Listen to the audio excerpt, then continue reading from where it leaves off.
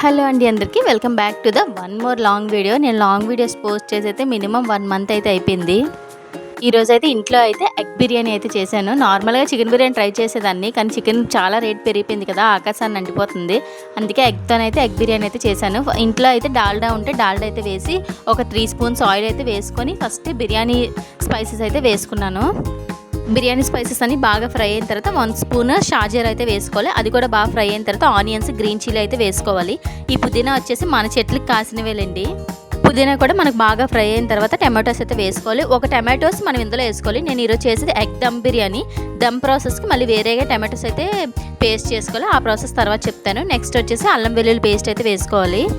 అల్లం వెల్లుల్లి పేస్ట్ కూడా మనకు బాగా ఫ్రై అయిన తర్వాత సరిపడినంత సాల్ట్ వేసుకొని, ఈ పేస్ట్ వచ్చేసి పచ్చిమిర్చి, గసగసాలు, ఇంకా ధనియాలు 3 కలిపి పేస్ట్ కింద అయితే చేశాను. అది ఇవి పచ్చివాసన అంతా పోయి వాటర్ అంతా పైకి తేలిన తర్వాత రైస్ అయితే వేసుకోవాలి. ఇక్కడ నేను 1 గ్లాస్ ఆఫ్ రైస్ అయితే వేసుకున్నాను.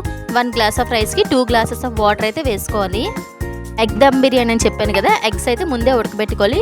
వీటికైతే ఇలా చాక్తోనైతే ఘాట్లు అయితే పెట్టుకోవాలి. అలా అయితేనే మనకి మసాలా అయితే గుడ్లకు కూడా బాగా పట్టి ఫ్లేవర్ మంచి బాగా టేస్టీగా వస్తుంది. ఇందాక బిర్యానీ ఒక కడాయిలో పెట్టాను కదా, ఇది వచ్చేసి దమ్ ప్రాసెస్కి ఏదైతే మనం యూజ్ చేస్తామో అందులోనే ఫస్ట్ ఆయిల్ వేసుకొని అందులోనే కొంచెం 1 టీ స్పూన్ పసుపు అయితే వేసుకోవాలి. ఆయిల్ బాగా మరిగిన తర్వాత మనం ఉడకబెట్టుకున్న గుడ్లు అయితే ఇందులో వేసుకోవాలి.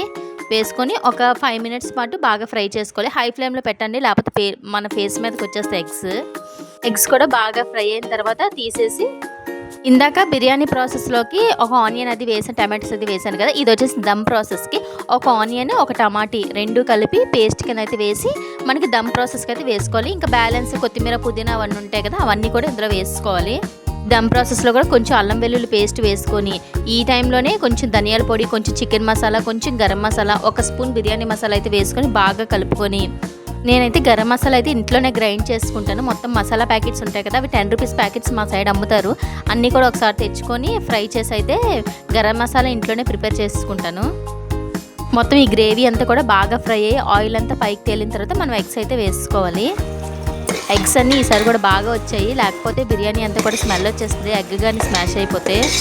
ఎగ్స్ వేసిన తర్వాత కూడా ఒకసారి బాగా కలుపుకున్న తర్వాత, ఇందాక బిర్యానీ మ్యాక్సిమం ఒక 90% కాదు కదా, మొత్తం అంతా కుక్ అయిపోయి లాస్ట్ 5 మినిట్స్ ప్రాసెస్లోనే మనం ఈ దమ్లోనే అయితే ఆ బిర్యానీ అయితే వేసుకోవాలి. ఇంకా బాస్మతి రైస్ అయితే ఇంకా బాగుంటుంది. నార్మల్ రైస్తో ఈరోజు పిల్లల కోసమని, ఈరోజు ఇంటి దగ్గర ఉన్నారు గుడ్ ఫ్రైడే అని, వాళ్ళ కోసం అయితే చేశాను. టేస్ట్ అయితే మాత్రం సూపర్గా వచ్చింది. ఈ బిర్యానీ కాంబినేషన్కి అయితే చికెన్ కర్రీ అయితే సూపర్గా ఉంటుంది. ఇది ఈరోజు ఫుల్ వీడియో. Bye bye.